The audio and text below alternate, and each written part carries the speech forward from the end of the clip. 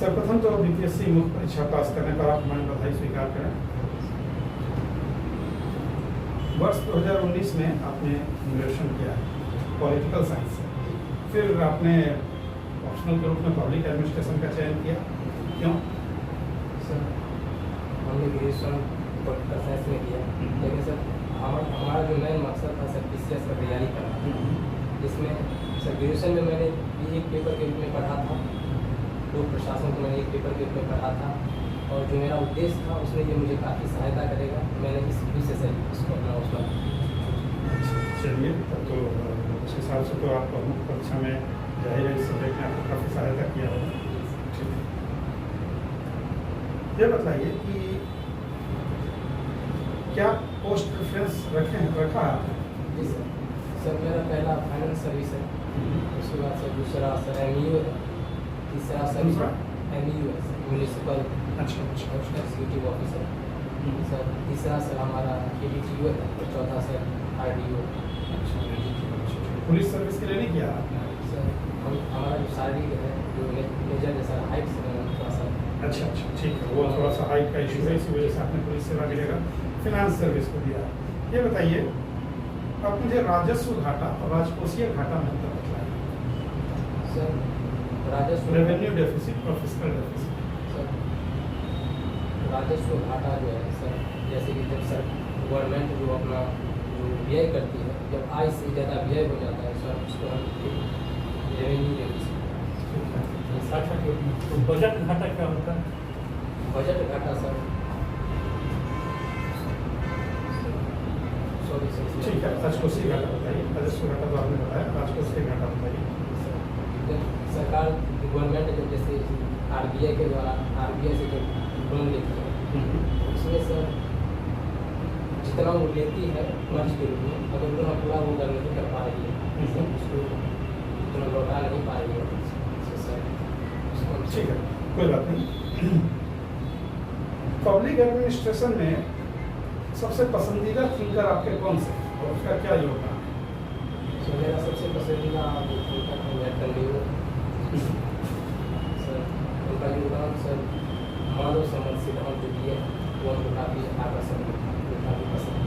अच्छा, एक थिंकर का नाम है Frederick Winslow Taylor. Frederick Winslow Taylor ने प्रशासन या प्रबंधन के संबंध में कौन कौन सी बातें बताई? सर वैज्ञानिक प्रबंध सिद्धांत को हम 3 भाग में बांट कर देख सकते हैं। एक पहला सर उनका दर्शन, उनका सिद्धांत और उनका तकनीक।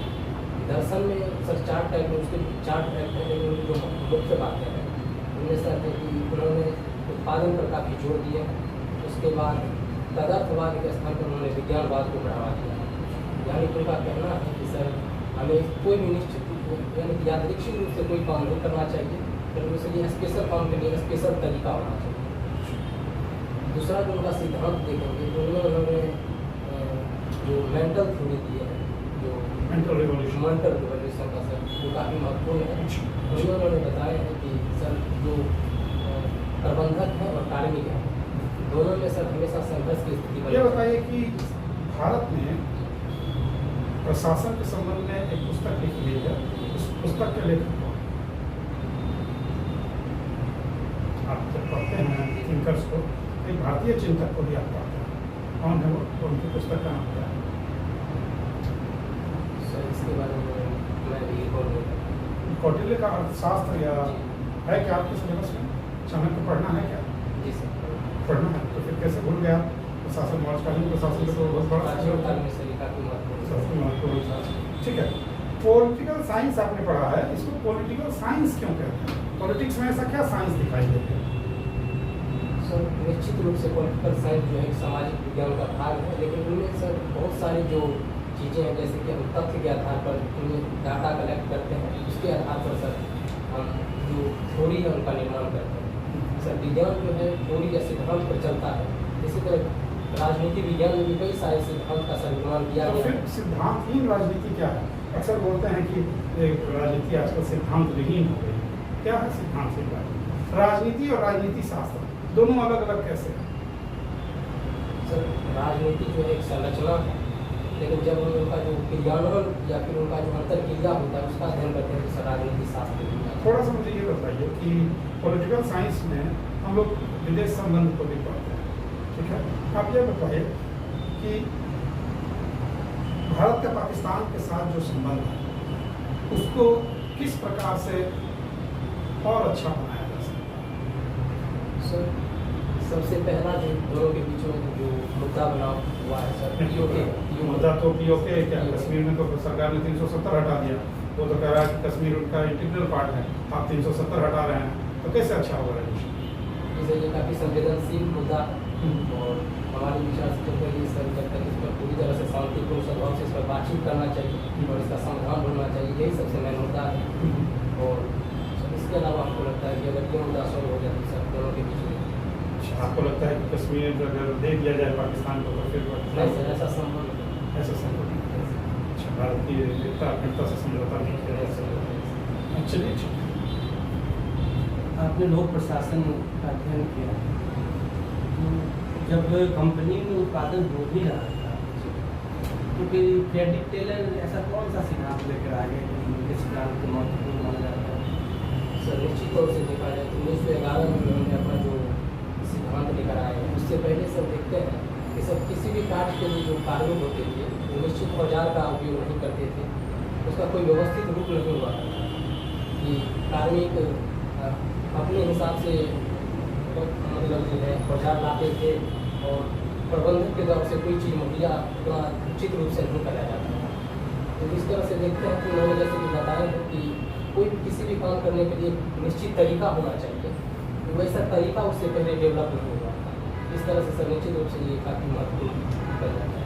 तो टेलर के आने के बाद इन्होंने जो सिद्धांत दिया वैज्ञानिक प्रबंध था, इसके बाद उत्पादन काफ़ी बढ़ गया, लोगों में जागृति आई, पूंजी का भी निर्माण हुआ। तो जब इतना सब कुछ हुआ ही तो फिर उसके बाद अब्राहम मैस्लो साहब क्यों आ गए? उनको ऐसा कौन सा काम किए जो उनको फिर महत्व दिया गया? सर मैस्लो साहब ने अभिप्रेरणा का सिद्धांत दिया है कि सर कोई भी जो संगठन है उसमें हमेशा सर मोटिवेशन का काफ़ी आवश्यकता रहता है। ऐसा इसलिए होता है कि मानव में यह सब टेंडेंसी देखा जाता है किसी भी काम में सड़क नहीं बनने लगते हैं, उनमें कुछ समय के बाद कुछ गति थोड़ा सा धीमा कर सकते हैं सर, ऐसा देखने को मिलता है। उसमें सर मोटिवेशन की सर जरूरी रहता है और इसलिए उन्होंने मोटिवेशन थ्योरी दिया है जो जिससे उत्पादन बढ़ मोटिवेशन से कैसे उत्पादन करता है? तो मोटिवेशन यही है कि हमारी जो एनर्जी है, हमारी कार्य क्षमता को उसे बढ़ावा देता है। उन्होंने उसकी भी कौन से बताया या क्या उन्होंने उपाय बताया मोटिवेशन से? मोटिवेशन में सर पांच जो उसको अपर अवस्था में उन्होंने बांटे हैं। सर पहला है उन्होंने जैसे कि अपनी इच्छा के अनुसार जो है उन्होंने बांटे हैं कि मनुष्य का सबसे बड़ा चीज़ है वो अपनी इच्छा के अनुसार जो अपनी इच्छा की पूर्ति के लिए सबसे पहले कोई भी काम करता है। दूसरा जब उसकी इच्छा पूर्ति हो जाता है तो वो सामाजिक सम्मान को देखता है, सम्मान कैसे प्राप्त करें, इस आधार पर सम्मान प्राप्ति करने की तरफ वो काम देखता है। हमको किस संगठन में हमको मतलब जो है हमको प्रतिष्ठा मिल रहा है या वेतन उतना अच्छे तरीके से मिल रहा है या वहाँ का माहौल कैसा है, इस तरह से वो देखता है। और सबसे ऊपर में उन्होंने बताया है कि सर जो सामाजिक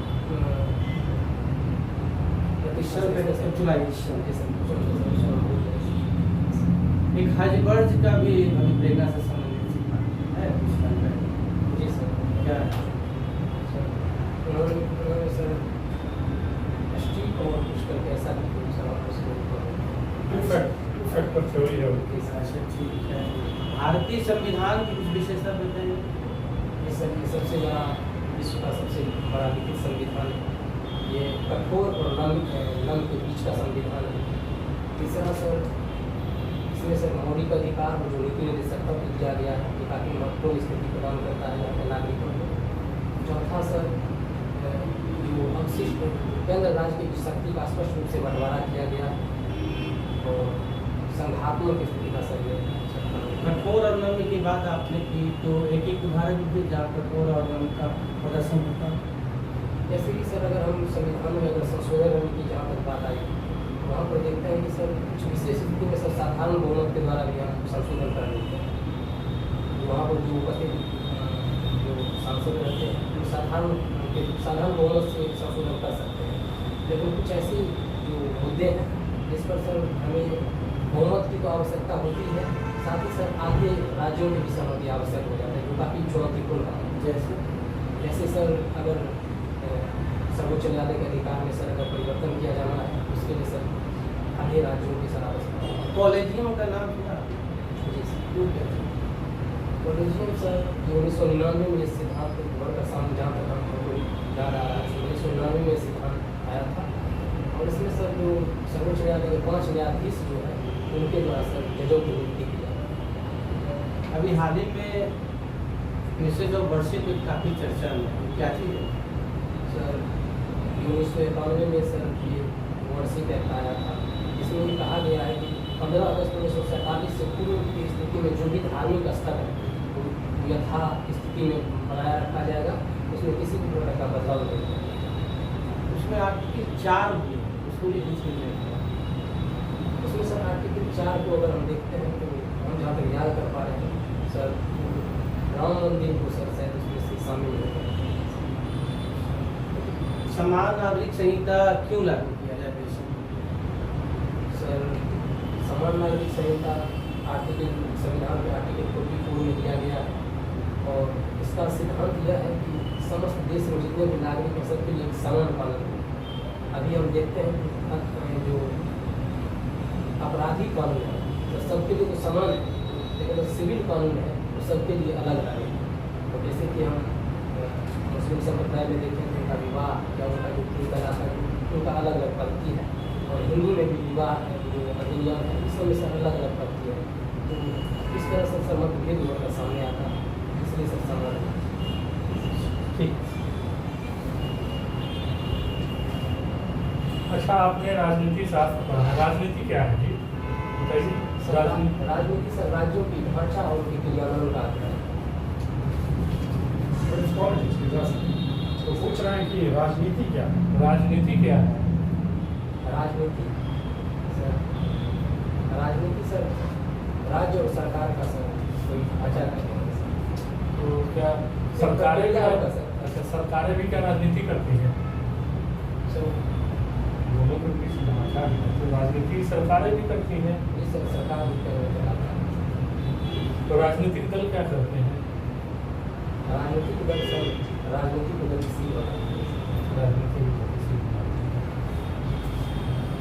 आपने किस यूनिवर्सिटी से किया है ग्रेजुएशन? सर पटना यूनिवर्सिटी की स्थापना कब हुई थी? जी सर 1917 में। किस कॉलेज से किया है आपने? सर पटना। आईपीसी की धारा 124 क्या है? सर इसके बारे में सेडिशन लॉ है। अच्छा, ये बताइए गंगा उद्भव योजना क्या है? सर ये हमारी वर्तमान सरकार की काफ़ी महत्वपूर्ण योजना में से एक है, और इसका उद्देश्य यह है कि जो गंगा नदी की जो जल है उसे चार डिस्ट्रिक्ट में तीन डिस्ट्रिक्ट में मुख्य रूप से कैसे ले जाना है, जिसमें पहला सर नालंदा, दूसरा सर गया है, बोध गया और बिहार शरीफ। बिहार शरीफ में पानी ले जाना है। कहाँ से ले जाना है? ये सर मकानों के सर आर्थिक स्थान वहाँ से हमारे। अच्छा, आप महिला सशक्तिकरण की बात सुनते हैं हमेशा। महिला सशक्तिकरण होता क्या है? सर महिला की आबादी हमारे समाज में आती है। तो आधी आबादी है, आधी आबादी नहीं, आप बताइए कि महिला सशक्तिकरण क्या है? तो महिलाओं को आर्थिक और सामाजिक रूप से मजबूत बनाना है। आर्थिक रूप से मजबूत हो जाएंगे, सामाजिक रूप से मजबूत हो जाएंगे, तो क्या वो सशक्त हो जाएंगे? सर निश्चित तौर से अभी हम देखें तो उनको आर्थिक स्वतंत्रता जितना प्रदान किया जाना चाहिए उतना सा हमें लगता है कि अभी उनको नहीं है। अभी ज़्यादा डिपेंडेबल है उनको अधिक। 7 निश्चय योजना क्या है? 7 निश्चय योजना सर ये 2 भागों में देखा। दो क्या है? 2 भाग में है, 4 भाग में है, वो नहीं। आप बताइए कि 7 निश्चय योजना क्या है? 7 निश्चय योजना सर बिहार को विकसित बनाने के लिए बिहार सरकार की महत्वपूर्ण योजना है जिसमें 7 उद्देश्य को शामिल किया है। इसमें युवा, महिला, ग्रामीण। अच्छा, महिलाओं के लिए क्या क्या प्रावधान है 7 निश्चय योजना में? सर इसमें आप सक्षम महिला, समृद्ध महिला करके कुछ है सर, इसमें कुछ है सर, इसमें हमको ध्यान रखना है। आपको याद नहीं आ रहा है? अच्छा, ये बताइए था COP 26 क्या है? क्या हुआ था COP 26 में? सर कॉन्फ्रेंस कोप जिसका फुल फॉर्म है कॉन्फ्रेंस ऑफ पार्टी, और सर ये 1992 में इस सिद्धांत जब प्रथम पृथ्वी सम्मेलन आया था उस समय पर सामने आया था, और ये पर्यावरण के संरक्षण के लिए इसमें बात किया था। ठीक है। अभी कोई सम्मेलन हुआ है क्या इसका? जी सर, कार्निवाल में कार्निवाल में हुआ था? आप बिल्कुल श्योर हैं? ग्लासगो में हुआ। ग्लासगो में भारत ने कुछ घोषणा किया है क्या? जी सर, इसमें सर 2070 तक नेट जीरो की बात और कुछ सर, और इसमें सर जो नवीकरण ऊर्जा है सर 2040 तक से सर इसको बढ़ा के 50% तक करने की बात की जाएगी। ठीक है। अच्छा, ये बताइए कि मीथेन गैस क्या होता है? मीथेन गैस सर एक इसको बता सकते हैं सर, इसका आणविक सूत्र CH4 होता है, और सर एक मीथेन गैस के बारे में? अच्छा, ग्रीन हाउस गैसेज है। ग्रीन हाउस गैसेज क्या होती हैं? Sir green house gases sir carbon में जो वायुमंडल में सर तापमान को बढ़ाने के सर योगदान है।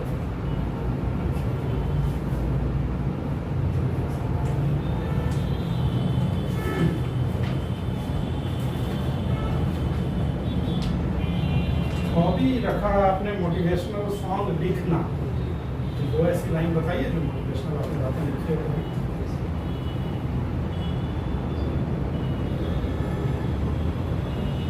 चिंगारी जल रही है, सीने में पल रही है, भड़काना है इसे अब यूं पल रही है,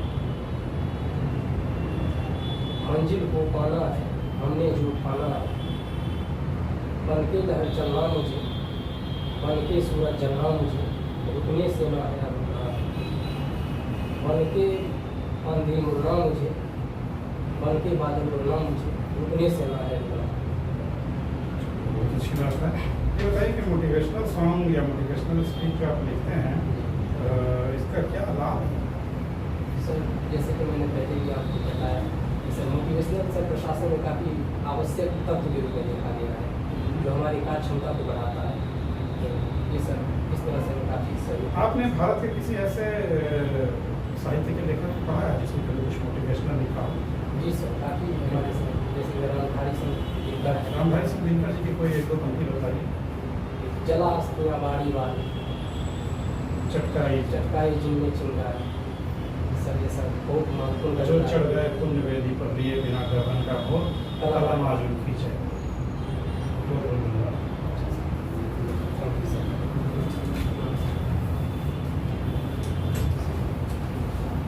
कैसा लगा आपको आपका इंटरव्यू? मैं विलीन कर पहला इंटरव्यू कितनी तारीख को है आपका? 4 दिन। मेरे ख्याल से एक इंटरव्यू आप और दे दीजिए तो यहाँ आपको ठीक है। हम लोग बैठे हुए हैं, अपना व्यस्तम समय निकालते हैं। अजय सर को देखिए, इस सब दिन है, मतलब आज संडे का दिन है, हम लोग पूरा प्रयास करते हैं कि युवा पीढ़ी को थोड़ा सहायता मिले और कोई ये तो आप भविष्य में अच्छे प्रशासक बने, तो बिहार में आपको मार्गदर्शन मिल पाए, इसके लिए हम लोग प्रयास करें। आपसे कुछ गलतियाँ तो नहीं हुई है, गलतियाँ नहीं कहूँगा, बार बार आप हम शब्द का इस्तेमाल कर रहे थे। उन्होंने बताए हैं, उन्होंने बताया। हिंदी का जो व्याकरण का नियम है उसका तो पालन आपको एक अधिकारी के रूप में करना ही है। तो मैं सबको कहता हूँ न्यूज़पेपर प्रतिदिन 2 पढ़िए, DD1 और कोई चैनल नहीं, भारत सरकार का जो सरकारी चैनल है संसद टीवी, भारत सरकार का जो सरकारी चैनल है दिल्ली दूरदर्शन जो है DD1, उसको आप 1 घंटे सुबह जरूर सुनो। मैं तो हिंदी इंग्लिश दोनों में सुनने कहता हूँ UPSC के स्टूडेंट्स को। आपको कहूँगा कि बिहार में आप दे रहे हैं, बिहार में मोस्टली हिंदी मीडियम रहता है, तो आप हिंदी में अवश्य सुनिए, 1 घंटे से ज़्यादा सुनिए, तब आप समझ पाएंगे कि बोला कैसे जाता है। ओके, नहीं तो क्षेत्रीयता हावी रहेगी। ठीक है। दूसरी चीज़ है हमको बताए हैं, हम बोले हैं, हम हम हैं, मैं सब मैं, ठीक है, मैं हो।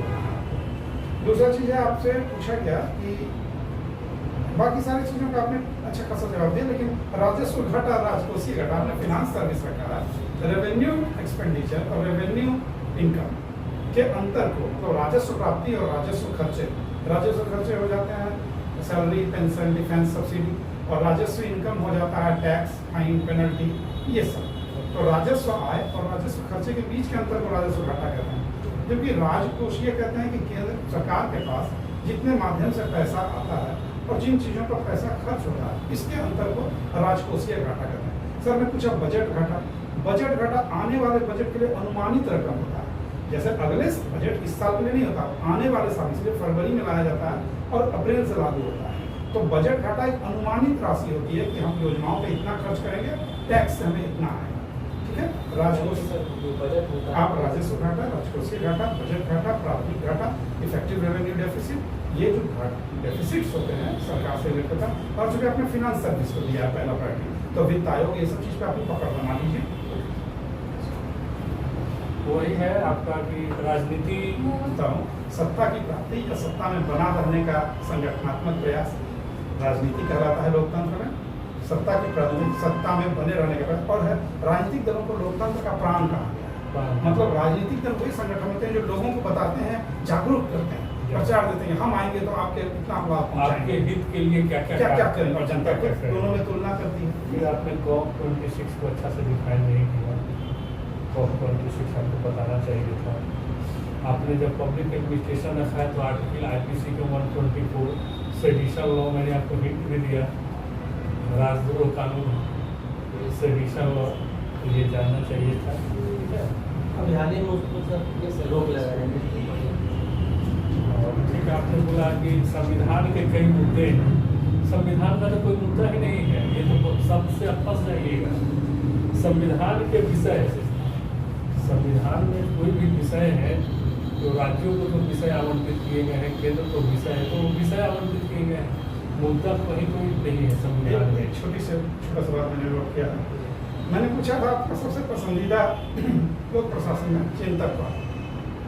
आपको किसी एक का नाम नहीं बोलना चाहिए था, पहली लाइन बोलनी चाहिए थी कि सर लोक प्रशासन में कई चिंतकों को पढ़ना है, लगभग सभी के विचार मुझे पसंद है, क्योंकि उन्होंने प्रशासनिक दक्षता संबंधित अपने विचार दिए। किंतु फिर भी कोई एक व्यक्ति मुझे एल्टन मेयो पसंद है, क्योंकि उन्होंने मानव संबंध उत्पादन पर काम किया है।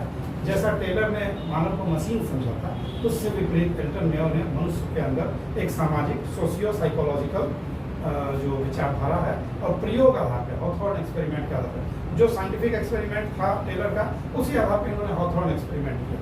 लेकिन इनका जो मूल केंद्र बिंदु है कि मानव के क्षमता को, उसके विचारधारा को कैसे समझा सकता, दोनों का उद्देश्य ये था कि उत्पादन बढ़े, फैक्ट्री में हड़तालें कम हो, ठीक है। वही लोक प्रशासन का जो विषय रहा है, जितने भी थिंकर है उसका शुरू से लेके जो भी है सबका ग्रहण कर लेंगे। भारतीय क्लासिकल थ्योरी जो है उसमें क्लासिकल थ्योरी है उसका वहाँ से लेके देखो जितने भी थ्योरी आए हैं सभी एक दूसरे के आगे बढ़ते हैं। जैसे क्लासिकल थ्योरी था उसमें उत्पादन हो ही रहा, उसके बाद देखा गया कि नहीं भाई जो उत्पादन में वृद्धि होनी चाहिए तो नहीं हो, तो पहली टेलर का जो साइंटिफिक मैनेजमेंट था उसमें वृद्धि किया, लेकिन एक सीमा तक जाके फिर वो भी रुक गया। तो उसमें पता लगाएगा कि क्यों नहीं वृद्धि हो रहा है, जब सारा चीज़ हम साइंटिफिक दे रहे हैं तो फिर क्या दिक्कत हो रही है। तब एकदम में होगा उस सिद्धांत आया कि नहीं मानव मशीन नहीं है, लगातार काम करने के बाद वो थक जाता है और उसको कुछ मनोरंजन चाहिए, आराम चाहिए, तो इसलिए हॉथॉर्न प्रयोग है। हॉथॉर्न प्रयोग फिर उसके बाद फिर दूसरा हैजबर्ड्स का है, इस तरह से कई एक के बाद एक आ रहे हैं। प्लस कॉन्स्टिट्यूशन दोनों है, तो दोनों का प्रस्तावना याद है, आई मूवमेंट, प्रस्तावना eye movement, way of expression सब कुछ अच्छा था। ड्रेस सेंस बाल वगैरह थोड़ा बाल आगे लटका हुआ है, मुझे लगता है वो ठीक कर लीजिएगा, ठीक है ना। बहुत हम लोग बहुत प्रभावित हैं आपसे, केवल आप भाषाई गलती जो गलती की है वो अक्षम है, अधिकारी को अशोभनीय है। और ये नहीं बोलना है कि सर अभी हम आपको बताया था ना, अभी बोले थे कि बहुत देखिए bureaucracy is the face of democracy. जनता जो चुन के सरकार को भेजती है, सरकार अपनी नीतियों को नौकरशाहों के द्वारा लागू करती है, तो थोड़ा सा आप चेहरा होंगे बिहार सरकार का जनता के साथ। तो अक्षम है कि आप गलत बोले, आपको राजस्व घाटा, राजकोषीय घाटा इस बार अपने अध्ययन को और इस साल नहीं, अगले साल और ऊंचे पद, इस बार मान लीजिए आप किसी पद के लिए चयनित होते हैं, आप चाहते हैं SDM पोस्ट के लिए चयनित हो, तो परीक्षा से वास्ता तो आपका पड़ेगा। लेकिन इसीलिए आपको न्यूज़पेपर पढ़ना, DD1 का न्यूज़ किसी भी प्राइवेट चैनल को देखने के लिए स्वतंत्र है, मैं ये नहीं कहता, लेकिन एक प्रशासक को सरकारी नीतियों को जानना समझना होता है, उसमें एक संतुलन होता है बोलने, है ना। और देखिए संसद टीवी पे कुछ डिबेट्स आते हैं, तो डिबेट्स आप देख सकते हैं। आपको भी पता चला, इसीलिए हम लोग अलाउ करते हैं कि कुछ बच्चे भी देख पाएंगे। ठीक है, आप जा सकते हैं।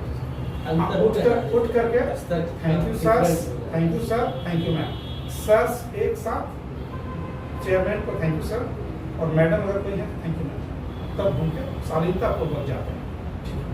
जैसे कि हमारा सर जैसे वाइस लेवल से वो सर नहीं अच्छा है, थोड़ा सा लाउड कर सकते हैं। नहीं सब कुछ अच्छा, कुछ अगर कमी हम पाते और 1-2-4 इंटरव्यू आप दे, ठीक है, मुख्य परीक्षा पास करके इंटरव्यू तक पहुंचना एक बहुत बड़ी बात है। यहाँ आपको जितना नौकरी चाहिए उससे ज़्यादा बिहार को अच्छे प्रशासक, आप लोग जैसे ऊर्जावान प्रशासक चाहिए। जब जानकारी हो जाएगा, कॉन्फिडेंस आप नहीं जोड़ते तो अपने आवाज